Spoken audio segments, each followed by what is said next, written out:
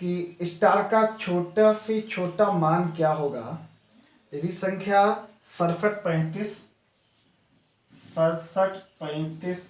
Star 9 से divisible है, तो आपको बताना है इस स्टार का मान क्या होगा। ठीक है, अच्छा सवाल है। देखिए 9 का डिविजिबिलिटी रूल क्या कहता है? 9 का डिविजिबिलिटी रूल ये कहता है कि संख्या के अंकों का योग, संख्या के अंकों का योग 9 से डिविजिबल होना चाहिए। ठीक है, तो यहाँ पर एफ को हम जोड़ लेते हैं। ये होगा 6 7 13, 13 और 3 16, 16 5 21, 21 और 1 22। ठीक है, 22 प्लस एक्स डिवाइडेड बाई 9 और 9 तिया 27 होता है। ठीक है, 9 तिया कितना होता है भैया? 27 होता है। तो इसमें हमें ये 22 है, यानी कि 5 में इसमें और ऐड करना पड़ेगा। ठीक है, 5 आंसर हो जाएगा इसका। चलिए 117 नंबर क्वेश्चन देखते हैं। 117 नंबर क्वेश्चन है, यदि फिक्स 7 1 स्टार 4 8 3, ठीक है ना, ये संख्या 9 से डिविजिबल है, तो आपको बताना है इफ स्टार का मान क्या होगा। ठीक है, इफ स्टार का मान क्या होगा। तो 9 का डिविजिबिलिटी रूल क्या कहता है? संख्या के अंकों का योग 9 से डिवाइड होना चाहिए। तो ये 13 हो जाएगा, 13 1 14, 14 और 4 18। ठीक है, 18 और 8 हो जाएगा भैया 18 और 8 26, 26 और 3 29, 29/9। ठीक है ना, 29/9 बात आ गई समझ में। और प्लस एक्स, अब यहाँ पर हमें x का मान कितना मानना पड़ेगा? 9 चौकू होता है 36। ठीक है, तो हमें इसमें 7 और जोड़ने पड़ेंगे। x का मान 29 प्लस 7 डिवाइडेड बाई 9, तो यहाँ पर x जो स्टार का मान निकल के आएगा वो 7 निकल के आएगा। ठीक है, इस सवाल का आंसर कितना सही होगा? 7 सही होगा, 7। ठीक है, 7। Question number next.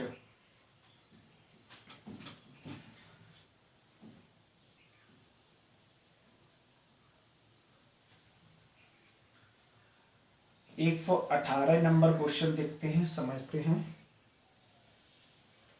ये भी इसी तरीके से है। 157 स्टार 234, ये संख्या 3 से डिविजिबल है, तो आपको बताना है इस स्टार का मान क्या होगा। इस स्टार का मान क्या होगा? तो 3 का डिविजिबिलिटी रूल क्या कहता है? 3 और 9 का एक ही रूल है, एक ही नियम है। संख्या के अंकों को योग 3 से डिवाइड होनी चाहिए। तो 1 और 5 6, 6 और 7 13, 13 और 2 15, 15 3 18, 18 और 4 22। ये हो जाएगा 22 प्लस एक्स डिवाइडेड बाई 3 और 3 होता है 24। ठीक है, 3 कितना होता है? 24। तो हमें यहाँ पर एक्स का जो मान रखना पड़ेगा 22 प्लस 2। ठीक है, तो ये कितना हो जाएगा? 24 हो जाएगा और 24 3 से डिविजिबल है, तो यानी स्टार का मान कितना निकल के आएगा? 2 आएगा निकल के। ठीक है, इस तरीके से। नेक्स्ट सवाल देखिएगा।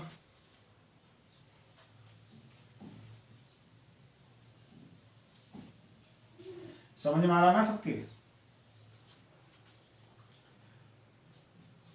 119 नंबर सवाल, कौन सी संख्या 18 से विभक्त नहीं होगी? कौन सी संख्या 18 से विभक्त नहीं होगी? ठीक है ना, कह रहा है कि कौन सी ऐसी संख्या है जो 18 से विभक्त नहीं होगी। ठीक है, ऑप्शन इधर हम लिख दे रहे हैं। ऑप्शन है 3 40 56। ठीक है, दूसरा ऑप्शन है 540 36। नेक्स्ट ऑप्शन है 504 36 और नेक्स्ट ऑप्शन है 650 43। 650 और 43। ठीक है, इनमें से आपको बतानी है कौन सी एक ऐसी संख्या है जो 18 से विभक्त नहीं है। ठीक है, तो देखिए 18 से विभक्त नहीं है का मतलब क्या है? 18 के 2 फैक्टर कर लीजिएगा। 18 होता है 2 निम 18। ठीक है, आप ऐसे कर लीजिए या फिर आप 3 त्रिका 9 कर लीजिएगा, ये मेरे ख्याल से सही है। 2 निम 18। तो 2 का डिविजिबिलिटी रूल क्या है? 2 का डिविजिबिलिटी रूल ये है कि संख्या संख्या का जो इकाई अंक है वो 2 से डिविजिबल होना चाहिए। ठीक है, संख्या का जो इकाई अंक है वो 2 से डिविजिबल होना चाहिए। और 9 का नियम क्या कहता है? संख्या के अंकों का योग 9 से डिविजिबल होना चाहिए। ठीक है ना, ये कहता है 2 और 9 का नियम। तो देखिए, सबसे पहले 2 की अगर बात करें तो 2 से 6 डिवाइड हो जाएगा। ठीक है, लेकिन 3 डिवाइड नहीं होगा। ठीक है, अब जब 3 2 से डिवाइड नहीं होगा, ठीक है, तो जैसी बात है यही आंसर इस सवाल का होगा। ठीक है, 650 43, क्योंकि ये संख्या कभी भी 18 से पूर्णतः डिवाइड होगी नहीं। 18 से संख्या वही डिवाइड होगी जो संख्या 2 और 9 से डिवाइड होगी। ठीक है, 18 से कोई संख्या विभाजित तभी होगी जब वो संख्या 2 और 9 दोनों से विभाजित होगी। तो 2 का नियम क्या कहता है? 2 का नियम ये कहता है कि संख्या का इकाई अंक 2 से विभाजित होना चाहिए, लेकिन 3 2 से विभाजित नहीं होता है। ठीक है, तो ये संख्या 2 से विभाजित 18 विभाजित नहीं होगी। सिंपल सा रूल है। ठीक है, क्वेश्चन नंबर 120।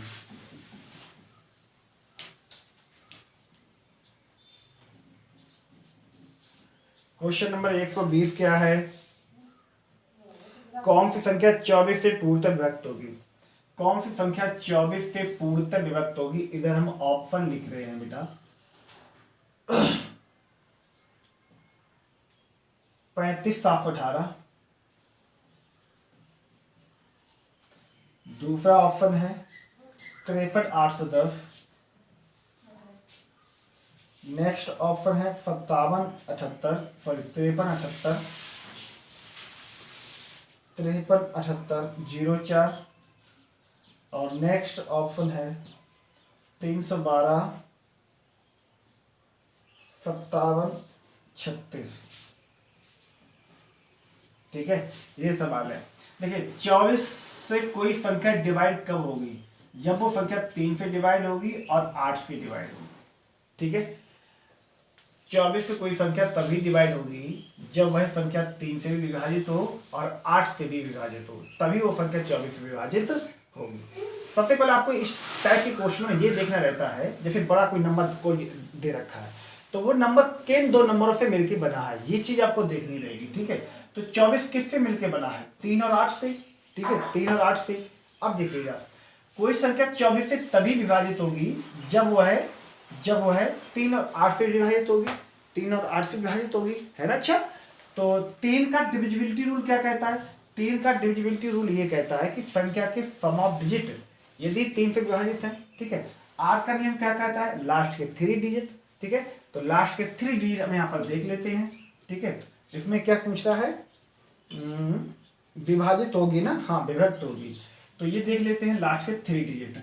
तो 8 8 7 56, 8 8 64, 8 9 72, 8 8 64, और यहाँ से 6 7 बचेगा, ये नहीं विभाजित होगी, ये भी नहीं विभाजित होगी। ठीक है, 8 ये भी नहीं विभाजित होगी, तो एक ही संख्या बचती है 31 25 और 736। ठीक है, ऑप्शन नंबर यहाँ पर 4 सही होगा। ये संख्या 3 से भी डिवाइड होगी, 8 से भी डिवाइड होगी और 24 से भी विभाजित होगी। ठीक है, इस तरीके से। अब नेक्स्ट सवाल देखते हैं, क्वेश्चन नंबर 121।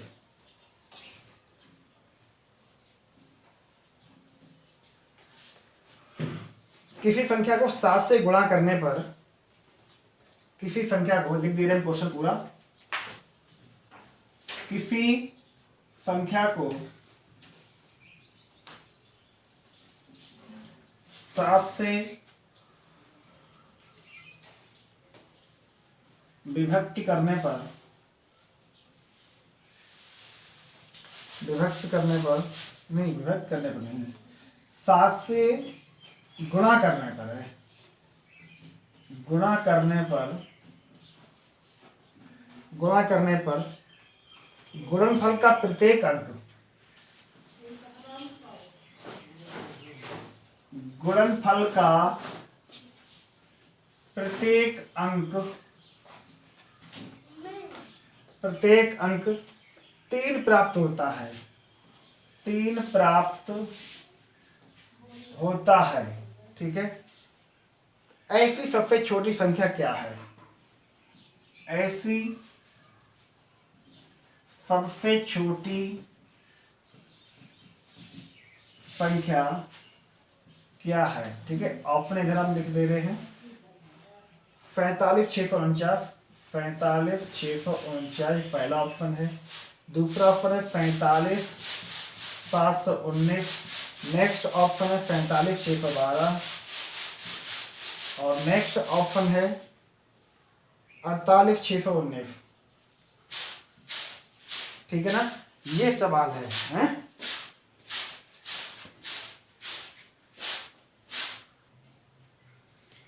तो ये सवाल है, चलिए देखते हैं इसको।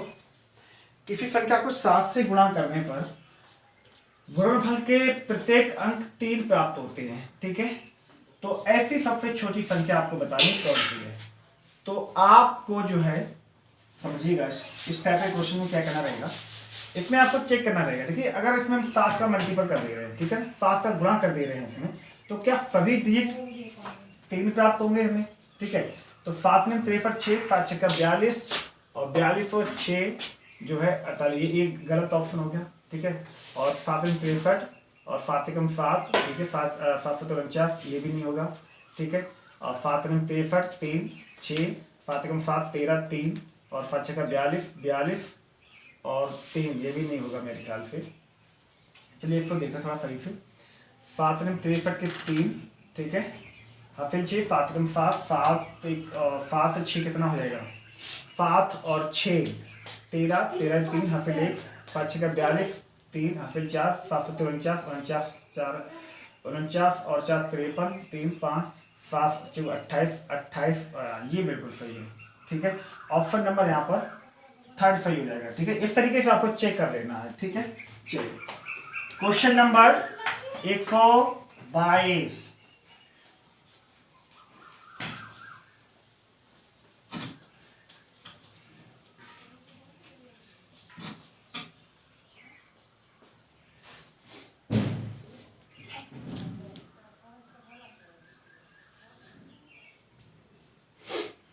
क्वेश्चन नंबर 122 देखते हैं।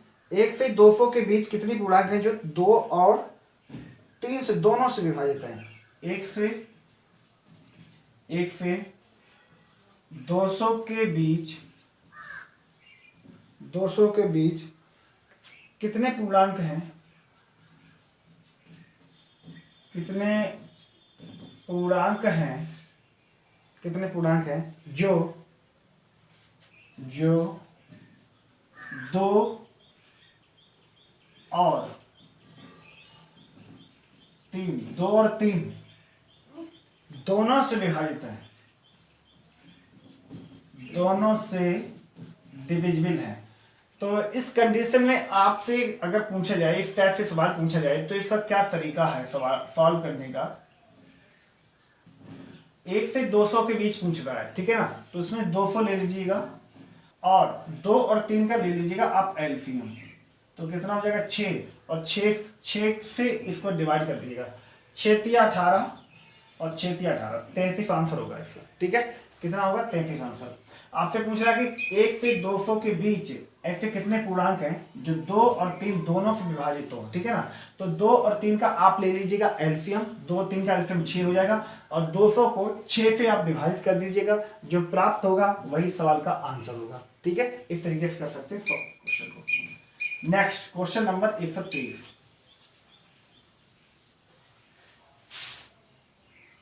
123 नंबर सवाल देखिएगा।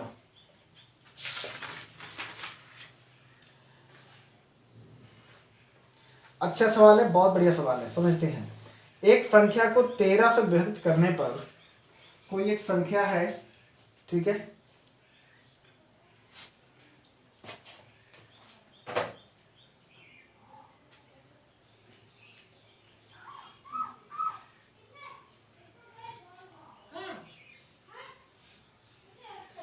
अब इस सवाल, ये बड़ा सवाल है, इसको लिखेंगे नहीं हम, आपको यहाँ पर आ रहा होगा स्क्रीन पर, देख लीजिएगा, पढ़िएगा उसको।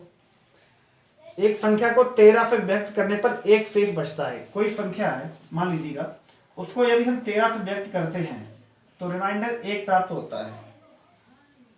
यदि भागफल को 5 से भाग दें, यानी कि यहाँ पर जो भागफल बचता है y, ठीक है, इसको यदि हम 5 से भाग देते हैं तो रिमाइंडर 3 बचता है।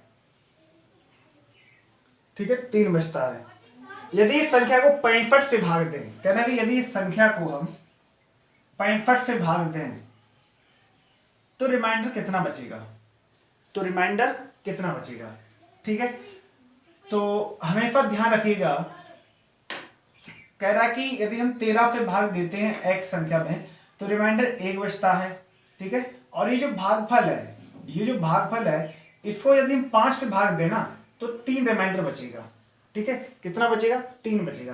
तो आप में यहाँ पर एक बात बताओ, आप हमें एक बात बताओ, यहाँ पर 5 से भाग देने पर, ये भागफल में 5 से भाग हम देते हैं तो रिमाइंडर 3 आता है, तो इसका मतलब यहाँ पर 8 रहा होगा, बाई का मान 8 रहा होगा। ठीक है, बात को समझिएगा, पकड़िएगा, यानी कि यहाँ पर 8 रहा होगा, बाई का मान कितना आएगा, यहाँ पर 8 आएगा।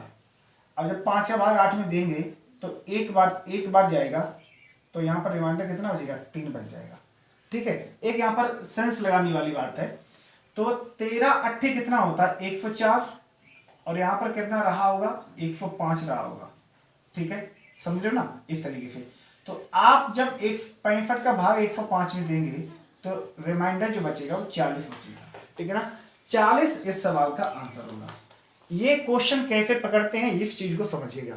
हमने क्वेश्चन कहां से पकड़ा, कह रहा है कि भागफल को 5 से भाग देने पर रिमाइंडर 3 बचता है, यहां से आप पकड़ लिया हमने क्वेश्चन को। ठीक है, तो क्वेश्चन को उठाना सीखो, कहां से क्वेश्चन उठ रहा है, कहां से क्वेश्चन को हम पकड़ सकते हैं, कहां से क्वेश्चन को हम सॉल्व कर सकते हैं। ठीक है, बीच से सॉल्व हो रहा है कि शुरुआत से सॉल्व हो रहा है कि लास्ट से सॉल्व हो रहा है, जहां से सॉल्व हो रहा है वहीं से स्टार्ट कर दो। ठीक है, इस तरीके से। क्वेश्चन नंबर नेक्स्ट देखिएगा,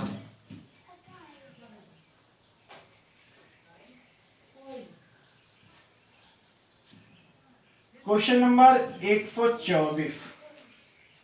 ये भी बड़ा क्वेश्चन है, इसको लिखेंगे नहीं। ठीक है, क्वेश्चन ये कह रहा है कि किसी संख्या में 7 जोड़कर, मान लीजिएगा x संख्या है, उसमें 7 हमने जोड़ दिया है, 7 जोड़कर योगफल को 5 से गुणा करके, योगफल को 5 से गुणा कर दीजिएगा, योगफल को 5 से गुणा करके गुणनफल को 9 से भाग देते हैं, गुणनफल को 9 से भाग देते हैं। चलो दे दिया भाग। इस प्रकार प्राप्त भागफल में 3 घटाने पर, 3 घटा भी दिया, चलिए 3 घटाने पर 12 शेष बचते हैं, 12 शेष बचते हैं।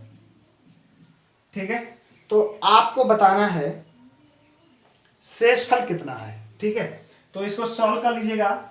ये 5x प्लस 35 माइनस 27 बराबर 108। ठीक है, ये सवाल है।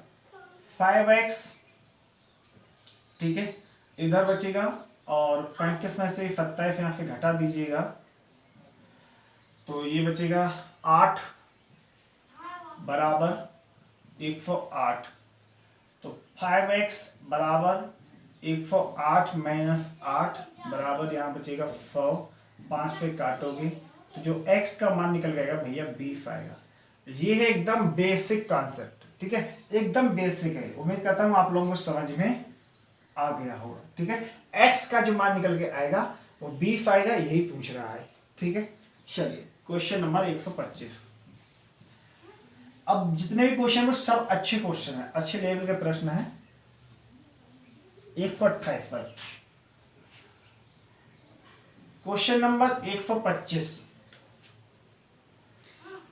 क्वेश्चन नंबर 125 ये कह रहा है किसी संख्या को 4 से भाग देने पर शेषफल 2 प्राप्त होता है। ठीक है, और इससे प्राप्त भागफल को 5 से भाग देने पर शेषफल 3 प्राप्त होता है, और इस प्रकार प्राप्त भागफल को 6 से भाग देने पर 5 प्राप्त होता है। ठीक है, यदि अंतिम भागफल 7 हो तो संख्या क्या थी। ठीक है, इस टाइप के क्वेश्चन जो है हमने एक पीछे आपको कराया था। ठीक है, इस टाइप का क्वेश्चन एक पीछे कराया था, हमने कहा था भाग ऊपर लिख लेना, शेष नीचे लिखना, फिर उसका नीचे आने पर जोड़ना, तिरछे जाने पर गुणा करना। ठीक है ना, इस टाइप का क्वेश्चन कराया था हमने। ठीक है, तो इसी टाइप का ये क्वेश्चन है, तो समझते हैं। 4 से भाग देने पर क्या कितना बच रहा है, 2 बच रहा ना, तो भाग को ऊपर लिख लीजिएगा और फेस को नीचे लिख लीजिएगा। इतनी सी बात आपको, और कुछ नहीं समझना इसमें। तो 4 से भाग देने पर 2 बचता है, तो 4 से भाग देने पर 2 बचता है, तो फिर नीचे ऊपर लिख लीजिएगा। प्राप्त भागफल 5 से भाग देने पर 3 बचता है, और जब 5 से भाग देते हैं तो 3 बचता है। ठीक है, 3 बचता है। इसके बाद आगे क्या कह रहा है, 6 से भाग देने पर 5 बचता है, और 6 से भाग देने पर 5 बचता है। अब आपको संख्या बतानी है, ठीक है ना, अब आपको संख्या बतानी है। एक आगे और कह रहा है, आगे कह रहा है कि अंतिम भागफल 7 हो तो संख्या क्या है। अंतिम भागफल 7 हो तो संख्या क्या है ये बताना है। तो यहाँ पर रिमाइंडर बच रहा है 0, ठीक है ना, रिमाइंडर 0 बच रहा है। तो देखिएगा, इसका हमने बहुत अच्छा पैटर्न आपको बताया था कि जब आप नीचे आए तो जोड़ना है, और जब तिरछे जाएंगे तो गुणा करना है। ठीक है ना, ये पैटर्न हम आपको बताए थे ना। तो 7 0 हो जाएगा, 7 छिक्का 42 हो जाएगा। ठीक है, और 42 में 5 जोड़ेंगे तो ये 45 हो जाएगा। 45 में जब 5 का गुणा करेंगे तो ये होगा 5 सत्ते 35 की 5 हाफिल 3 5 20 3 23 235 हो जाएगा। और 235 में 3 जोड़ेंगे तो 238 हो जाएगा। ठीक है ना, और 238 में जब 4 का गुणा करेंगे तो ये होगा 4 अट्ठे 32। ठीक है, 4 अट्ठे 32 और 3 4 तिया 12 3 15 की 5 हाफिल 1 सॉरी क्या कर दिया हमने, 4 अट्ठे 32 की 2 हाफिल लगी 3 और 4 तिया 12 12 और 3 15 की 5 हाफिल लगी 1 4 दूनी 8 8 और 1 9, और इसमें 2 जोड़ दीजिएगा तो ये कितना हो जाएगा 954। ठीक है, 954 इस सवाल का आंसर होगा। ये आएगी संख्या निकल के। ठीक है, समझ में आ गया सवाल अच्छे से? बोलो भैया, किसके नहीं समझ में आया? देखिए आप क्वेश्चन समझिए, क्वेश्चन तो आप समझो कम से कम। किसी संख्या को 4 से भाग देने पर शेषफल 2 प्राप्त होता है। 4 से भाग देने पर शेषफल 2 प्राप्त होता है। ठीक है, लिख लिया हमने। प्राप्त भागफल को 5 से भाग देने पर शेषफल 3 प्राप्त होता है। 5 से भाग देने पर 3 प्राप्त होता है। 6 से भाग देने पर 5 प्राप्त होता है, और 7 से भाग देने पर 0 प्राप्त होता है। ठीक है ना, तो आपको संख्या बतानी है, तो ये आपको भाग ऊपर लिख लेना है, शेष को नीचे लिखना है। ठीक है, इतना तो आप कर सकते हैं ना। तो जब नीचे आएंगे तो आपको जोड़ना रहेगा, तिरछे जाएंगे तो गुणा करेंगे। नीचे आएंगे तो जोड़ना रहेगा, तिरछे जाएंगे तो गुणा करेंगे। नीचे आएंगे तो जोड़ना रहेगा, तिरछे जाएंगे तो गुणा करेंगे। नीचे आएंगे तो जोड़ना रहेगा। ठीक है ना, इतना सा आपको काम करना है और इस सवाल का आंसर आएगा। ये बेहद आसान तरीका है, इससे ज्यादा बढ़िया मेथड नहीं हो सकता है। ठीक है, ये बहुत अच्छा मेथड है। अगर इसको बेसिक करोगे ना, कम से कम 5 मिनट लग जाएंगे सॉल्व करने में। ठीक है, इसलिए ये तरीका सीखिएगा और इसको आप लोग अपनाइएगा। ठीक है, चलिए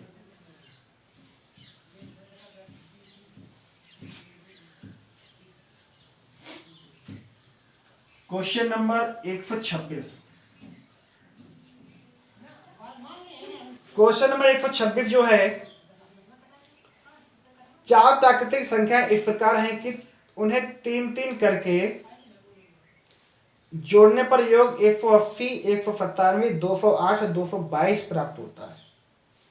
ठीक है, 4 प्राकृतिक संख्याएं हैं, तो इन संख्याओं का माध्य बताना है कितना है। तो मान लीजिएगा कि a प्लस बी प्लस सी बराबर दे रखा है 180। ठीक है, और इसके बाद नेक्स्ट क्या है 197 है। तो b plus C plus D बराबर है 197। ठीक है, 4 संख्याएं हैं तो ए बी सी डी 4 संख्या आगे निकल गई। ठीक है, इसके बाद कितना है 208, यानी कि C D C plus D plus A बराबर दे रखा है कितना 140 नहीं 208 दे रखा है। ठीक है, फिर कितना दे रखा है 222, यानी डी प्लस ए प्लस बी बराबर दे रखा है 222। ठीक है, 222 दे रखा है। अब आपको इसमें बताना है माध्य क्या है। तो ए बी सी डी का मान पहले निकालो, तो ये कितना हो जाएगा, ये हो जाएगा 3 ABCD, A plus B plus C plus D. ठीक है, इसको जोड़ लीजिएगा, 7 ये 15 हो जाएगा, 15 और 2 17 की 7 कैरी 1 9 8 17 17 और 2 19 19 से 1 20 की 0 और फिर 2। ठीक है, 2 और 2 4 2 6 6 और 2 8 से 7 हो जाएगा। ठीक है, अब 3 से इसको काटिएगा, 3 से विभाजित हो जाएगा ना ये। ठीक है, हाँ 3 से देखते हैं, 3 एकम 3 सॉरी 3 दूनी 6 3 दूनी 6 2 बचेगा 3×6 18, 3×9 27, 269, ठीक है ना, 269। अब आगे पूछ क्या रहा है, 269 आगे ना, माध्य ज्ञात कीजिए, ठीक है। तो 269 को, संख्याएं कितनी भैया, संख्याएं कितनी हैं, संख्याएं यहाँ पे 4, ठीक है ना, संख्याएं कितनी हैं, 4 संख्याएं हैं।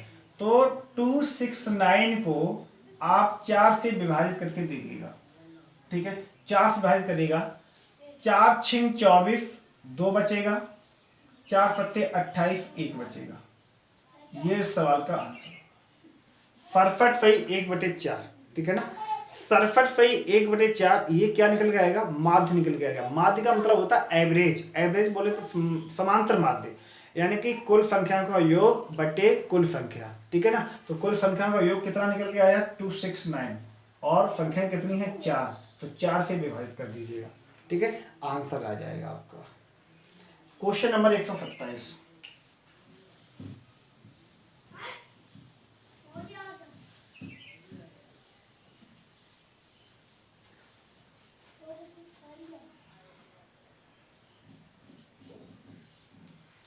क्वेश्चन नंबर 127 ये है, 3 अंकों वाली संख्याएं 483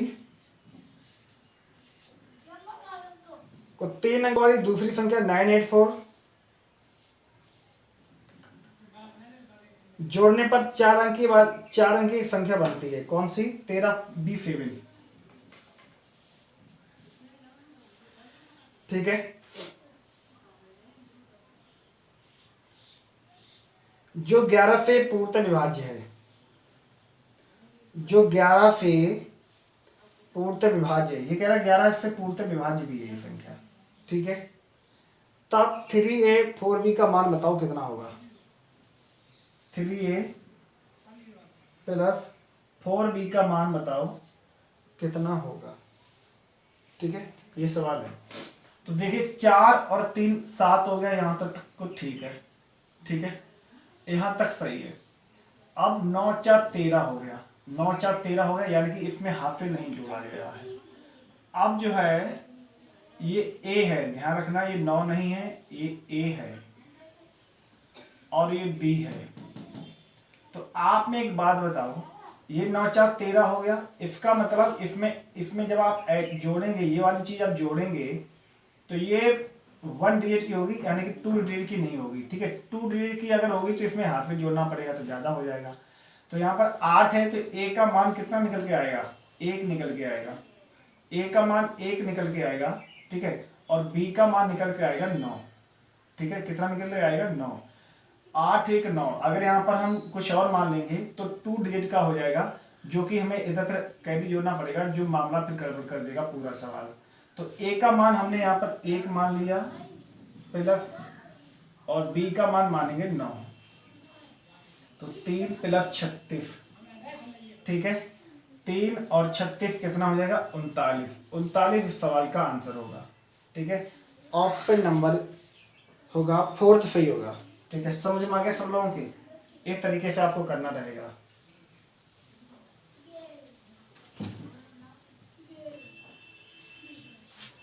अब 128 नंबर सवाल देखिएगा, बहुत अच्छा सवाल है 128 नंबर सवाल, ठीक है, बहुत सुंदर सवाल है, समझिएगा। दो संख्याएं हैं, दो ऐसी संख्याएं हैं कि पहली संख्या को 2 बार तथा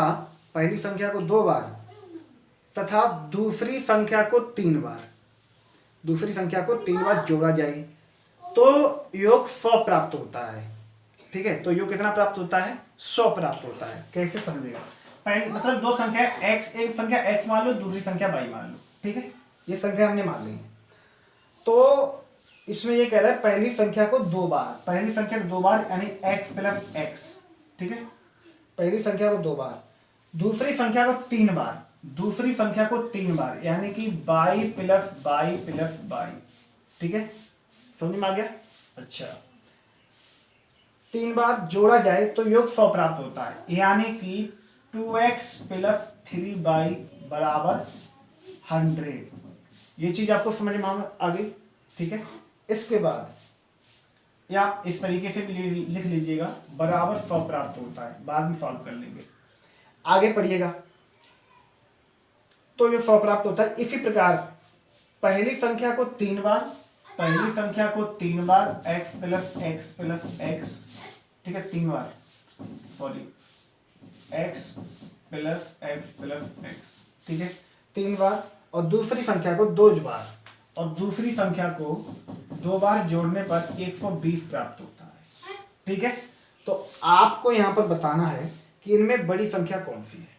तो इसको लिख लीजिएगा। अब ये इक्वेशन बन गई 2x प्लस 3y बराबर 100, ठीक है, और 3x प्लस 2y बराबर 120, ठीक है ना। अब इन दोनों को फटाफट सॉल्व कर लीजिएगा। यहाँ से निकल के आएगा, अगर हम y का मान कैंसिल करें या x का मान कैंसिल करें तो इधर हमें 2 का मल्टीपल करना पड़ेगा, इधर हमें 3 का मल्टीपल करना पड़ेगा, ठीक है। तो ये बन जाएगा, थोड़ा बड़ा सवाल हो जाएगा, चलिए देखते हैं। ये हो जाएगा 4x प्लस 6y प्लस 200 हो जाएगा भैया। इधर हो जाएगा 9x प्लस 6y बराबर 6y प्लस 360, ठीक है ना। और ये कैंसिल हो जाएगा, इधर 5x बचेगा और इधर बचेगा कितना आपका 160, ठीक है ना। तो 5 से इसको काट दीजिएगा, x का मान निकल जाएगा 5 दिया 15 और 5 दूनी 10, 32, x का मान 32 आ जाएगा, ठीक है ना। x का मान 32 निकल के आएगा। तो अब ये सबसे बड़ी संख्या है। अब देखिए y का मान भी निकाल लेते हैं, तो आप इसमें रख दीजिएगा 4 गुणा 32 प्लस 6y बराबर 200। तो 4 दूनी 8 और 4 दिया 12, 128 प्लस 6y बराबर 200, ठीक है। तो 6y बराबर कितना हो जाएगा 200 माइनस 128, ठीक है। तो यहाँ से निकल के आएगा 72, ठीक है, 72 निकल के आएगा। 6y बराबर 72, तो y का मान निकल के आएगा 12, ठीक है। तो बड़ी संख्या कौन सी निकल के आएगी 32, बड़ी संख्या निकल के आएगी 32, बड़ी संख्या निकल के आएगी भैया 32, ठीक है ना। बड़ी संख्या कौन सी निकल के आएगी 32। चलिए ये था क्वेश्चन नंबर 128। अब जल्दी से फटाफट क्वेश्चन नंबर 129 देखते हैं। ये समझ में आ गया, प्रॉपर हमने बेसिक सवाल किया था ये, ठीक है। अगर बेसिक भी करोगे तब भी ज़्यादा इसमें टाइम नहीं लगेगा, और उम्मीद करता हूँ सब लोगों के समझ में भी आया होगा। क्वेश्चन नंबर 129 और देखते हैं।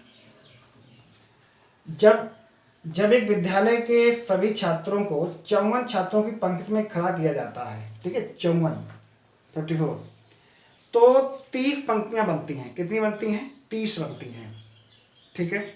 यदि इन्हें 45 छात्रों वाली पंक्तियों में खड़ा किया जाए तो ऐसे कितनी पंक्तियां बनेगी। तो क्या करना है आपको, बहुत सिंपल है।